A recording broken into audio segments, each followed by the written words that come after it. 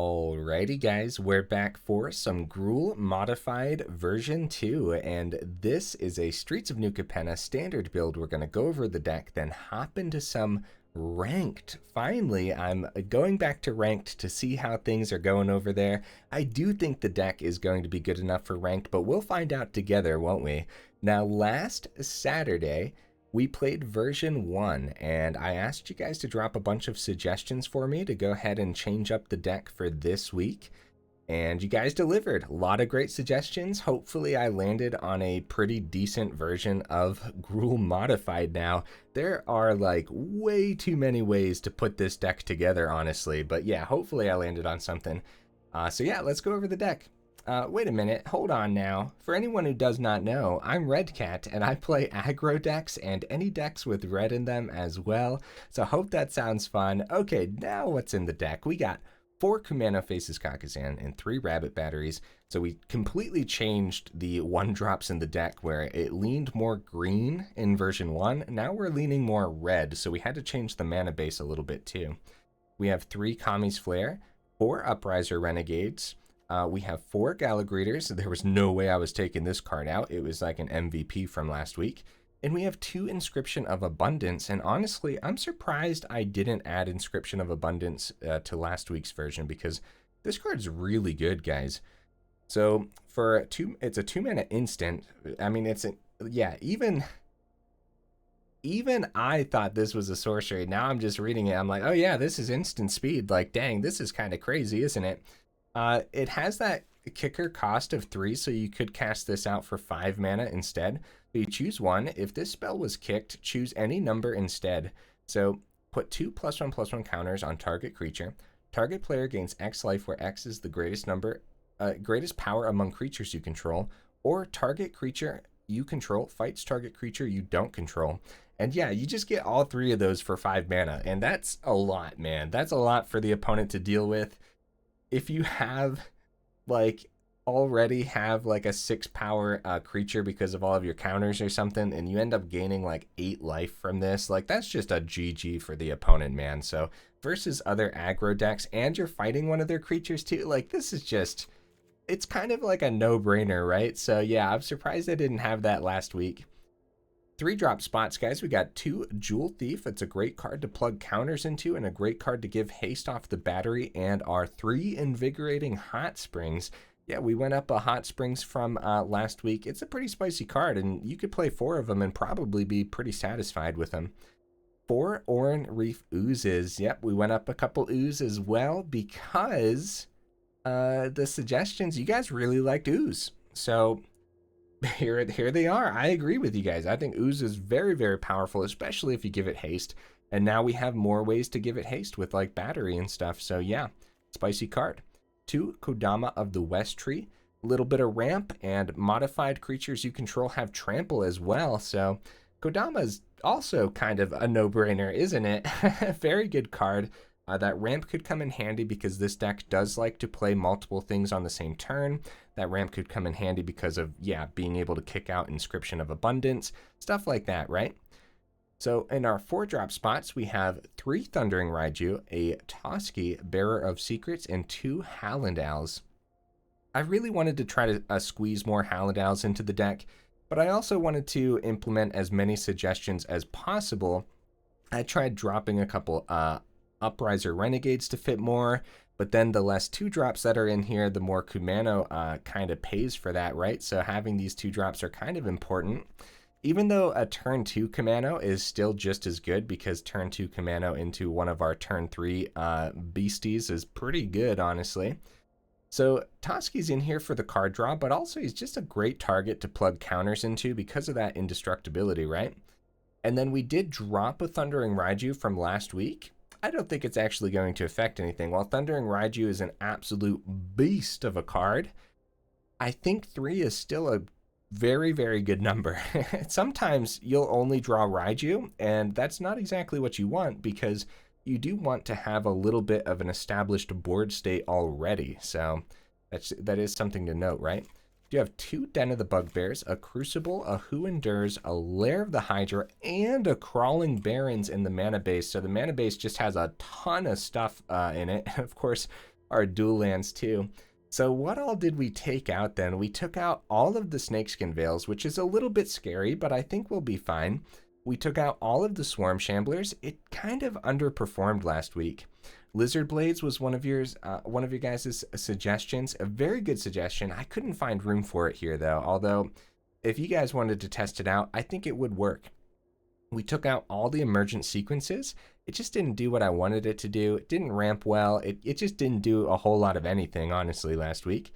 Took out the Ranger class because it doesn't pair well with Kumano. It is a great card, but we kind of just wanted more creatures overall. Took out all the fight riggings because there weren't enough chunky creatures to grab off the fight rigging, right? Vorinclex. Yeah, we could have went fight rigging route and added some more top-end creatures, but I didn't want it to lean into the mid-range. I still wanted it to be an aggro deck, so that's why Vorinclex and fight rigging are out. Gnarlid Colony. Now this card's actually pretty darn good, and I made a budget version of this deck, which I'll showcase at the end of the video. I don't think we'll play a match with it, but there should be a budget list in the description down below as well. Froghemoth. I really didn't want to drop Froghemoth out of the deck. I think it's really good right now, especially with all the tenacious underdogs running around.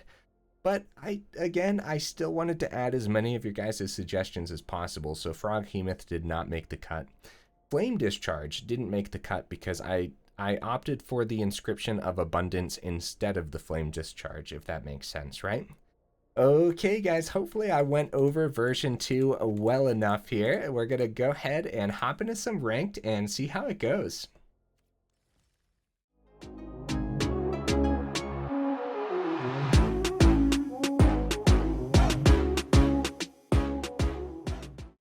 If I can find where ranked is, then we'll play some ranked. Here we go. Yeah, I think this deck's going to be pretty powerful, honestly. I have high hopes for it, and so I'm a little bit nervous, I'm not going to lie. Okay, into the first match. Good hand, I like it. Ooh, very good hand. I think we're going to go for the turn to buff the Upriser because, honestly, a 2-drop 2/4 is kind of no joke. Like, that's not bad at all. Well, we could have went for the turn to Kumano here instead. I do think that's good enough, right? Especially when we can give it trample, and then as soon as we start plugging counters into other things. Okay. Opponent might be rocking like a Bard class deck, maybe? Don't really know. So we have the Who Endures. We probably play this out on red. And I don't mind Jewel Thief. But I don't mind Kodama either because we might be able to ramp off of it. I'm going to go Kodama here. If we get to ramp off of Kodama, then that's just pretty darn good. But if we get any trades or just anything here... Anything here works. Yeah, nice. Look at us. Look at us ramping. Let's go ahead and grab a forest. That's pretty spicy.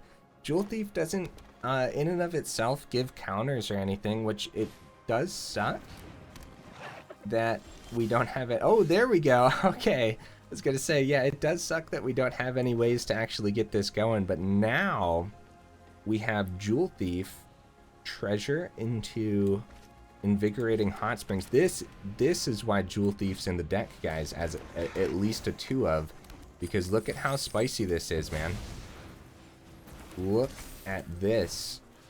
Oh, now that is probably a double block into Kodama, which I accept.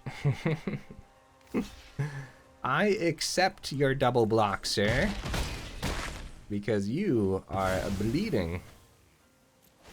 Get a couple ramps, thin out the deck. I'll grab, yeah, let's grab more red. And then Jewel Thief gets haste from Hot Springs next turn, which also buffs the Upriser. Oh no, okay, well they have blockers for the Upriser, but that's okay. Den of the Bugbear. is good. We want to see our creature land for sure.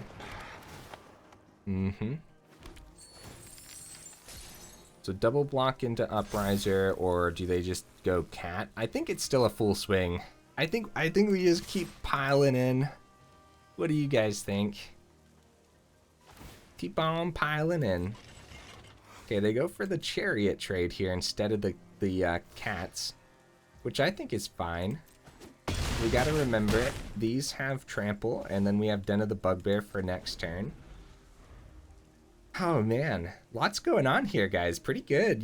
We get to see the power of Jewel Thief right away. Now I don't know if it warrants 4 of these, at least in this version of the deck.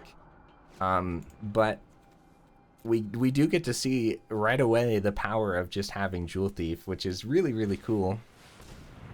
Oh, nice. Oh, they have so many chump blockers. Okay, so I think we still power up Den. They hit, I wonder what they hit here off the 2. Goro. Okay. Okay. So they're gonna survive, aren't they? Oh, no, they're not. Aww.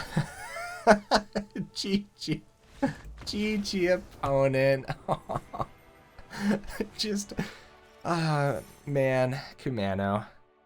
What was I thinking not having Kumano faces Kakkazan in last week's build, right? I'll tell you what. I think they would have survived, though. Well, yeah, with the trample and everything. So if we powered up Den...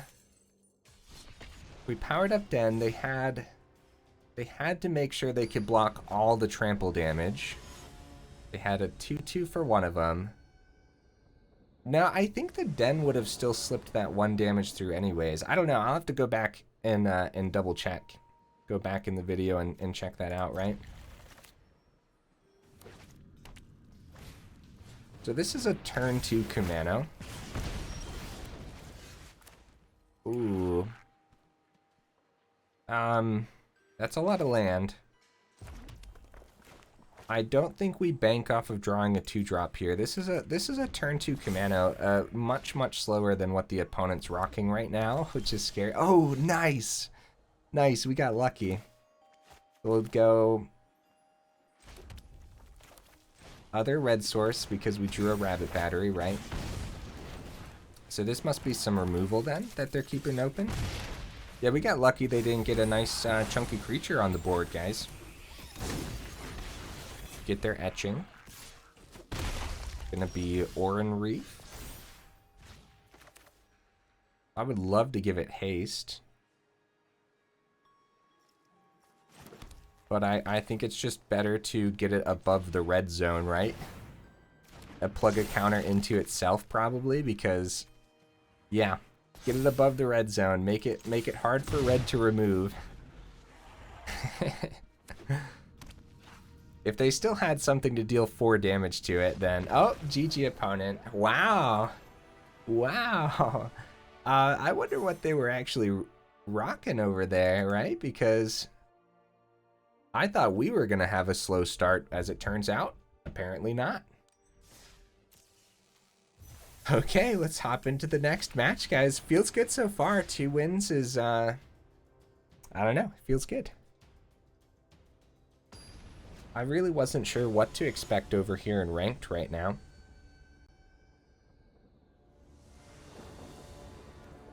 The meta seems to be changing relatively fast. For a while I thought it was going to be completely leaning towards angels, but from what I've been hearing, there's a lot of Boros, which is just crazy to me, man.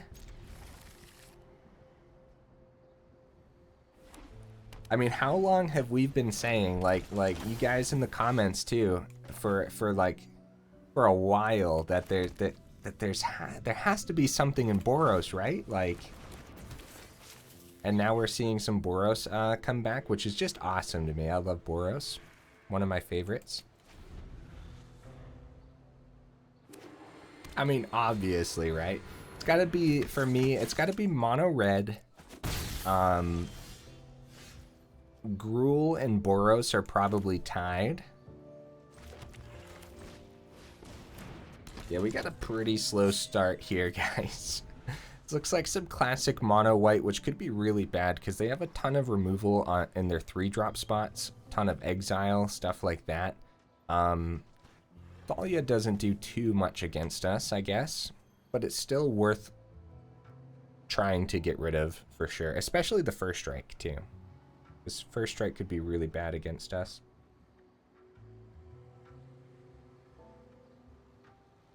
Yeah, Oran-Rief is pretty good, but I would love to see I would love to see something else to set us up for a turn 4 Oran-Rief instead. So that way we can kind of have a really good surprise here. Oh, speaking of Boros, hi there, buddy. Okay, Kami's Flare. So I don't mind that. Get rid of the Thalia. It's pretty bad though, isn't it? We don't get the 2 damage from it. We'll go red here since we have the other pathways. Yeah, it's pretty bad. I'm not gonna lie. I also just don't mind it. Let's get rid of the Thalia. Let's do it. I don't like that first strike, and honestly, if they trade here, no, they wouldn't because this is an easy block here. I'm gonna go no attacks. Really weird turn. Really slow turn, honestly. Just hitting the Thalia. Oh, it's the mono white with splash of Hallandal. Oh, okay. Well, this is very scary then. Yeah. Uh-oh. I suppose I should have kept the Kami's Flare open on the opponent's turn. But yeah, that's my mistake, you know? Definitely make sure you keep your instants open if need be. Now, can we outrace Hallandal? No. No, we can't. Am I gonna try? I sure as heck am. So we're gonna plug a counter into, we want to counter into first strike. Okay. Into the ooze. We might not die next turn. Okay. They're down to 17, back up to 22 from the swing. We need to see more removal, but at this point, I kinda really messed up playing the Kami's Flare on the Thalia. Yeah, you want to keep your instants open. Oh my goodness!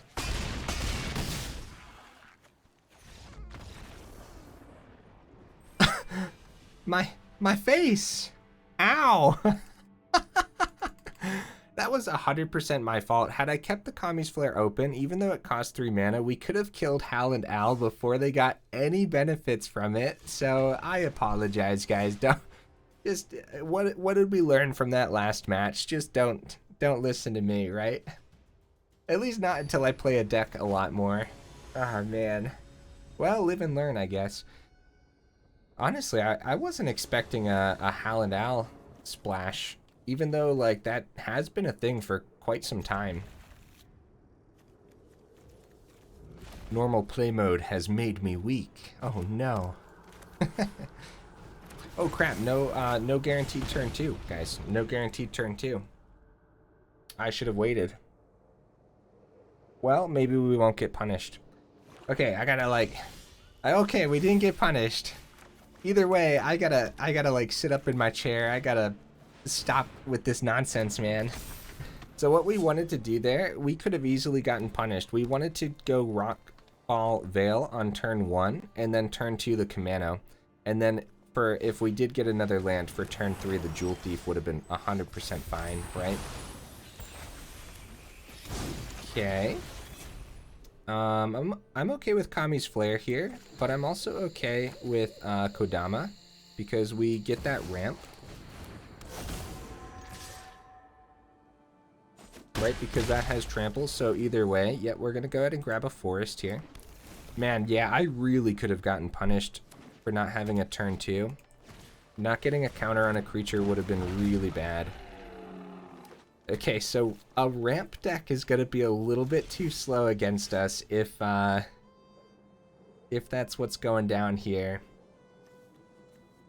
So, could Kami's Flare. Inscription of Abundance could be really good here too. Just to give counters to one of these for more trample. Actually, we'll start with the Kami's Flare to do a 2 to face, 2 to the opponent's face. And I'm 100% okay with just extra damage this turn. Counters into probably Kodama. Buffs the Upriser too. Down to 2. Couple more lands here. Very nice. Very, very nice, guys. So a board wipe would be devastating. They do have 5 mana. And we don't have a creature land.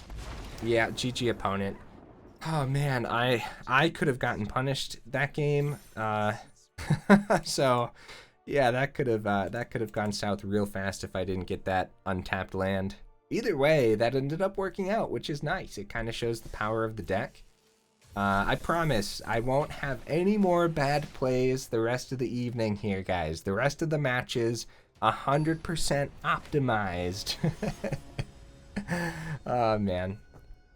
This is a fun one so far, guys. This is solid aggro. Okay, turn to Kumano. Okay, I guess so. Yeah, we don't want to rely on just drawing a 2-drop here, and you really want to get that extra counter off of Kumano, so. Oh, Gala Greeters. Okay. So Gala Greeters is actually pretty good here, because we can play Kodama, put a counter onto this, and if they don't have a creature to block, okay, so that actually works. We can just go right into Kodama, and we get ramp off of this, thinning out the deck too. Yep, take the 2, and we're gonna grab a forest. So we have plenty of mountains.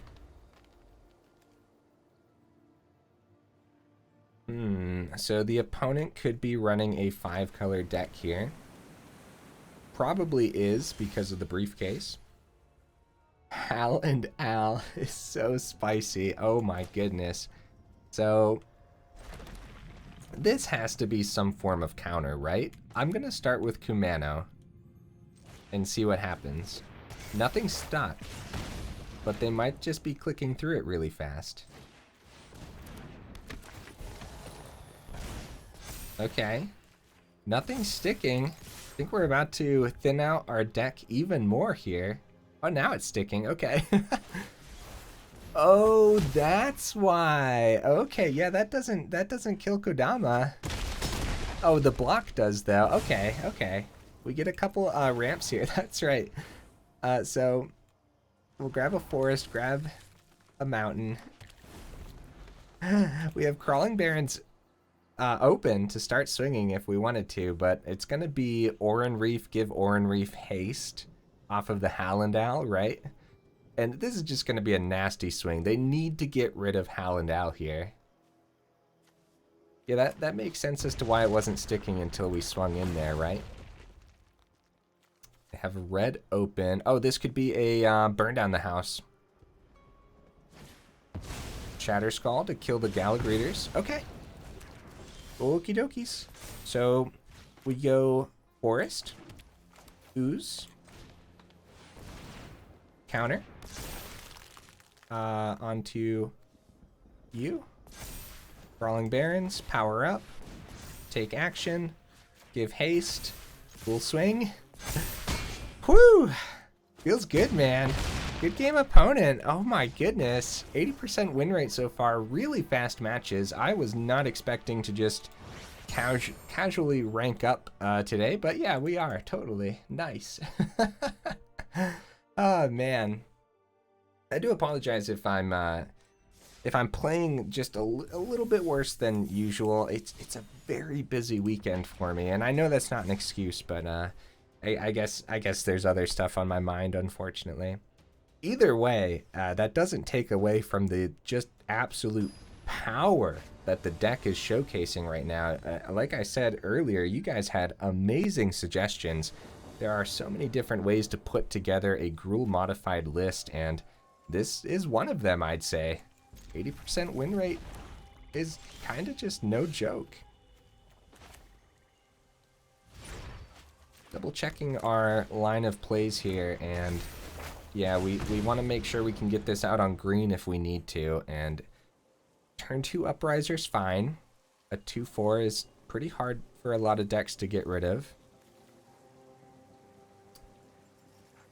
So this could be Angels, which would be very, very bad for us because we need a faster start than this to actually deal with Angels effectively.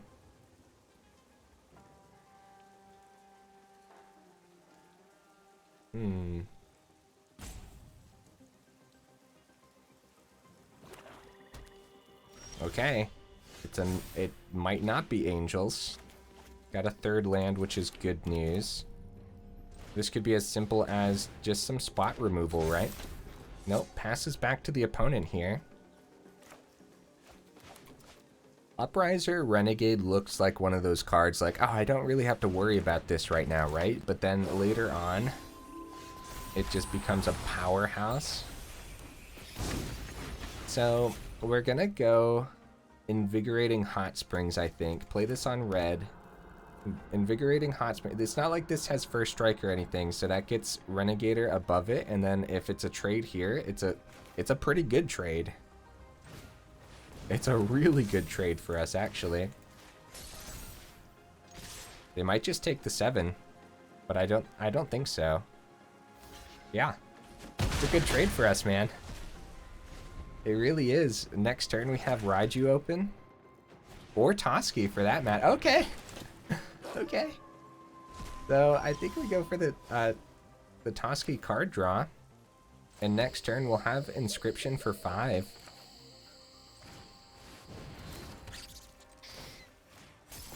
Beautiful. Very, very beautiful. Draw a card. Nice. Jewel Thief. Very, very nice. So it looks like mono black from the opponent, which should be scary. That being said, it has to be a meat hook. It can't be like a destroy board wipe for the Toski. So meat hook for 3 doesn't hit the Renegade though, so. And if they end up doing anything else, like a Lulth or something. So meat hook for 2, get rid of the Toski. And keep their 1 open there, which I think is a pretty good play, honestly. So at this rate, Inscription could still be the play, but Jewel Thief Haste is pretty good too, or even the Renegade Haste. I think Jewel Thief getting Haste is pretty good. We have the Inscription open then. Play that out on green, I think, safely. Make sure we're tapping what we need to down there, right? Pretty powerful swings, man. Uh-huh. So at least the Trespasser's gone. We're down to 19, and we're going to keep... Yeah, we don't want to play this out. We're going to keep Inscription open. In case they want to fire off another meat hook for 4, we get to save one of our cards, and then Raiju just ends up winning the game next turn then. It's going to be Lulth here. Okay. Yep. And I think Raiju still might do it. We draw a land too. Oh my goodness. Okay. So it's going to be Upriser Renegade. Give you haste. Raiju. This is insane, dude. What the heck? Give it to the trample. Right? Because they're forced to block. Yep, GG opponent. Holy cow, dude. I don't even know what to say right now. Honestly, I'm glad I took it into ranked because we're showcasing some serious power right now. 83% win rate. Pretty good. Pretty good. Yeah, we're about 30 minutes into the video too, so we're making good time. We get to play a couple more matches here, and they could go either way. We could lose both of the next matches and be completely satisfied with that win rate, because that's still pretty good. So yeah, thank you all for participating in this community brew. This was a lot of fun. I want to try it again tomorrow. So for tomorrow's video, it'll be Sunday's video, right? We'll do like a little a deck that has a lot of different ways to build it. Okay, this could be a slower hand if we don't see a third land, but we should be able to get there. Anyways, then next Sunday, we'll do a version 2 of that deck, right? So that could be a lot of fun. We could kind of rotate off like that then on the weekends. I think giving everyone a full week to drop suggestions was worked out really well. Sunset Revelry, yep, that's a lot.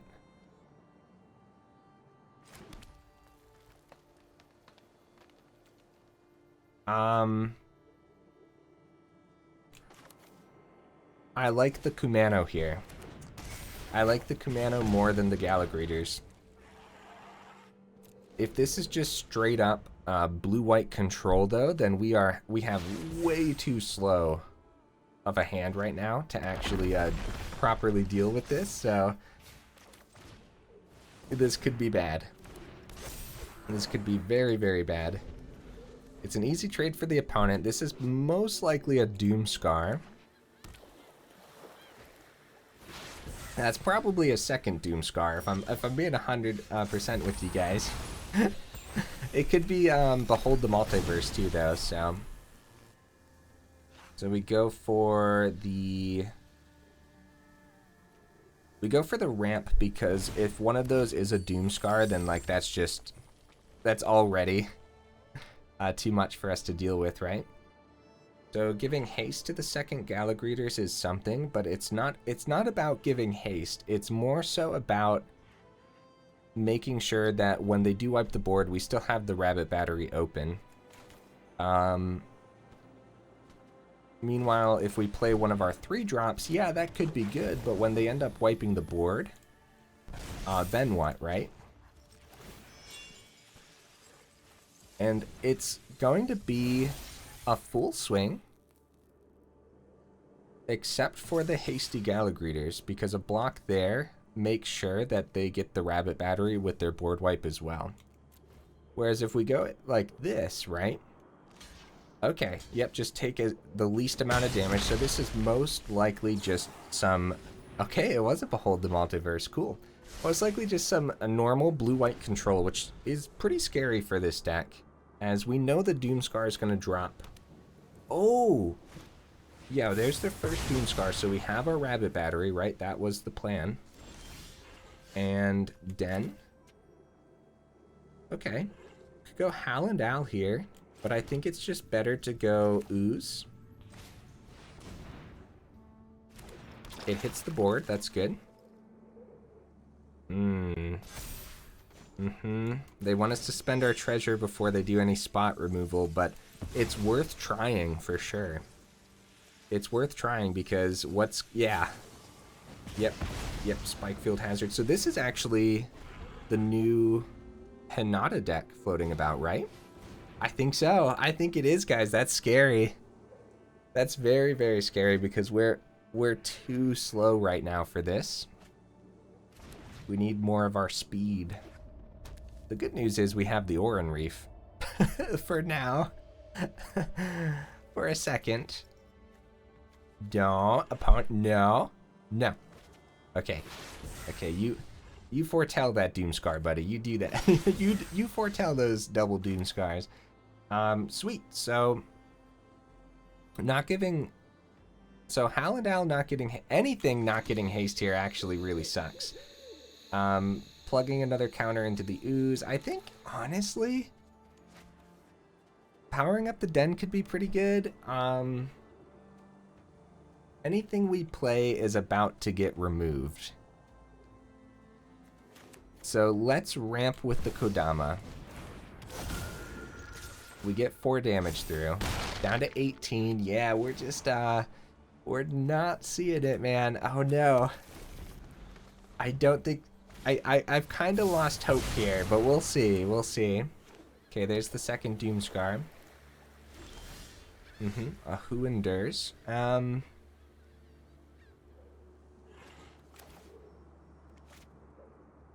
Yeah, we're gonna try to play everything, and if that ends up being a third Doomscar, we'll go ahead and hop into the last match because, so we do this. Oh, spot removal. I'm scared. Okay, things are happening. Good damage. We really are showcasing the power that this deck has, man. So no spot removal there was huge for us. So a third Doomscar would really be a nail in the coffin, though.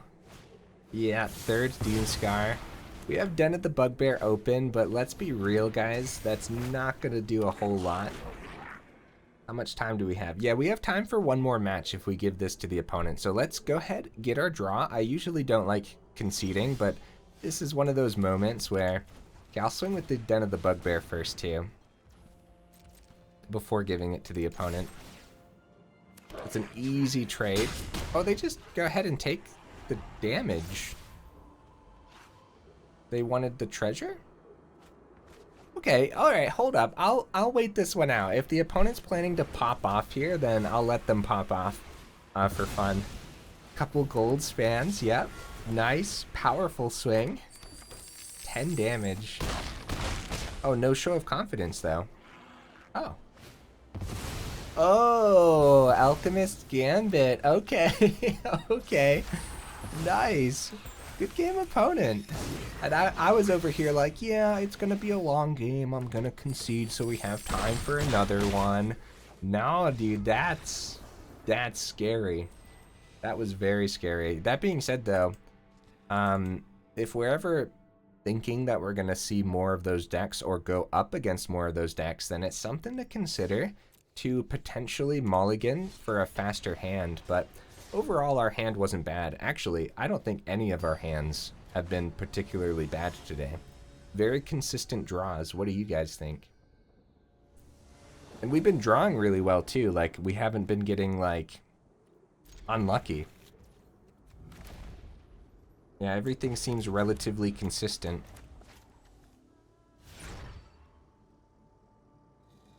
Yeah, those, if there's, like, gonna be another... Okay. Okay, here we go. This could be a really great last match because this might be the Boros modified version. No, it's actually, what do they call it? They call it Boros Burn, right? Yep. That's what it's gonna be. Okay, so we could go Rabbit Battery and, well, probably just, nope, not better to just drop Kodama here because Hopeful Initiate is over that. Let's go, so Crawling Barrens. Let's go Ooze. And we're actually just going to be setting up for next turn, guys. It seems like a slow play, but any of their burn that they waste on our creatures is actually pretty good. They have a they if this is the same deck, it's 4 of the... Yeah, okay. Sunset Cavalry. Yep. Good block here for us. Really good block, and we're going to go ahead and take 6 because I think we can somehow outrace this. Kami's Flare is a huge draw, guys. Holy cow. That is a huge draw for us. Unfortunately, we don't have enough red sources to plug the battery into something, though. But we're still going to go Upriser as an emergency blocker. And an extra counter into the Gala Greeters. Actually, gaining 2 could be good here, too. 2, 3, got 8 damage. No, we're going to try to get them above the red zone. Make it really hard for them to remove those. But the 2 life is something to consider, for sure. Already a really great last match, guys. Wow.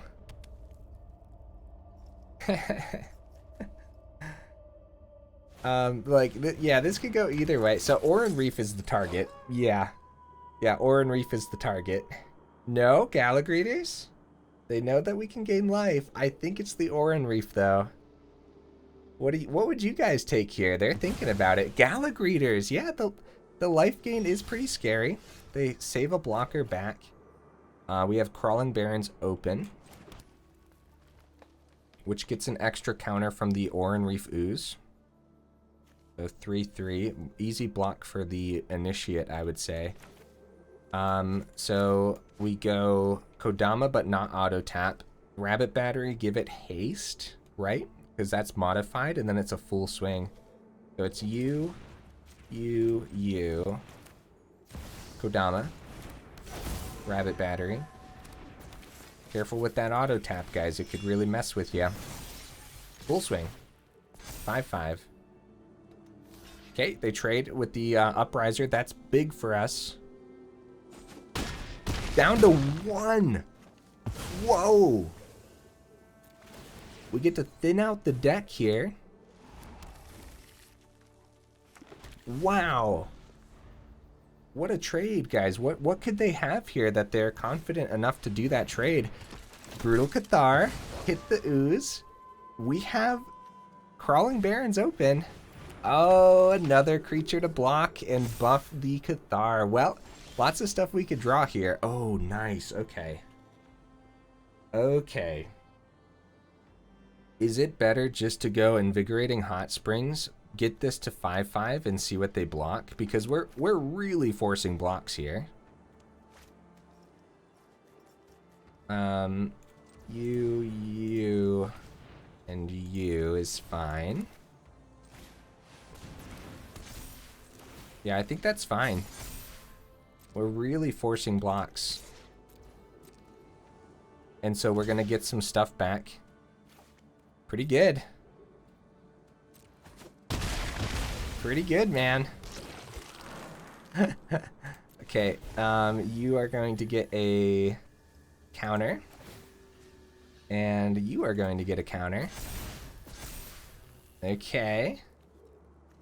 Could pay 4 to put that up to 2, but I think we're just going to reconfigure here.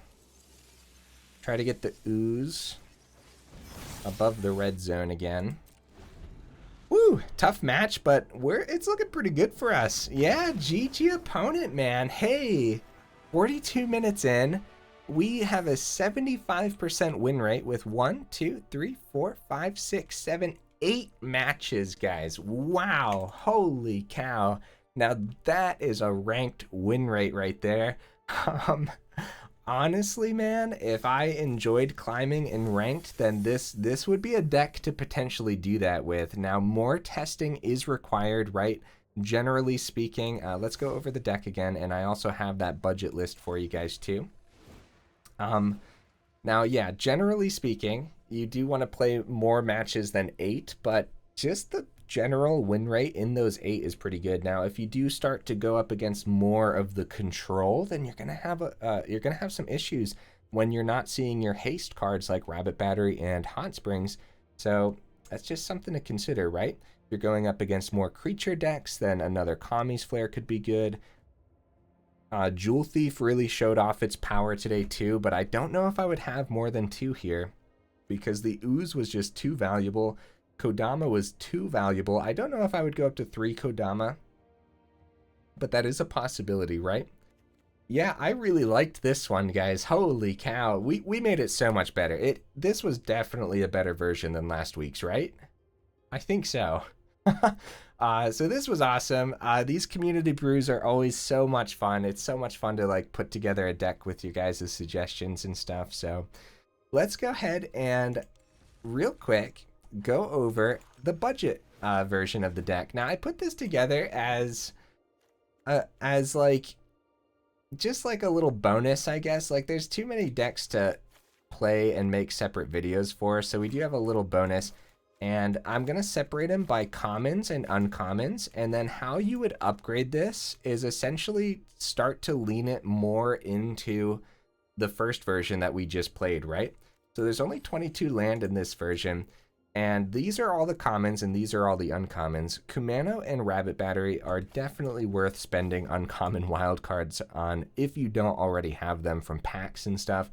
These are great red cards and they're not rotating out of standard for a little while because they just came out in Neon Dynasty. Upriser Renegade is a little bit more iffy. That's entirely up to you. You could go up to like 4 Iron Apprentice and go down a couple Upriser Renegades. That being said, we got to see its power today in like the actual build, so it's a pretty spicy one, man. Invigorating Hot Springs, same thing. You know, it just came out with Neon Dynasty, but if you didn't want 4 of them, you could drop it to 3, that's fine. And Roaring Earth is also a little bit unnecessary. You could actually drop these and just go up a couple more land if you're not seeing enough land, go up to 24. But it also could be pretty good to get counters and stuff. As far as the commons and everything go, the Gnarlid Colony is actually insane. It acts as the common version of Kodama here, right? Being able to give anything that has +1/+1 counters on it, trample, is pretty valuable, and you can actually cast this out as a 5-drop, which would just be a 4/4 trample, but still it's an option that the deck has. The budget version has Snakeskin Veil because Snakeskin Veil is a common, so that's pretty spicy. And Kami's Flare is a common too, which is very surprising. That acts as the removal of the deck, right? I don't know what I'm doing while I'm rearranging this, but yeah. And we got to see the power of Jewel Thief, which the fact that this is a common card just blows my mind. This is such a spicy little card that does so much here with Invigorating Hot Springs and Rabbit Battery. It's just really spicy. I loved this suggestion so much. So yeah, there's the, I don't know why I messed with the arrangement of the deck so much, but there's the budget version. It'll be in the description as well if you guys want to try it out. I personally did not try it out, but I think that it would pretty much do the same thing, only it would definitely be a little bit worse. Let's be real, right? Those rares, those rares and mythics in the other build kind of make the build, but I thought I'd include this just as a little bonus. All right, guys. Hey, if you made it this far into the video, y'all are champions, and I super duper appreciate you, and I will see you in the next video.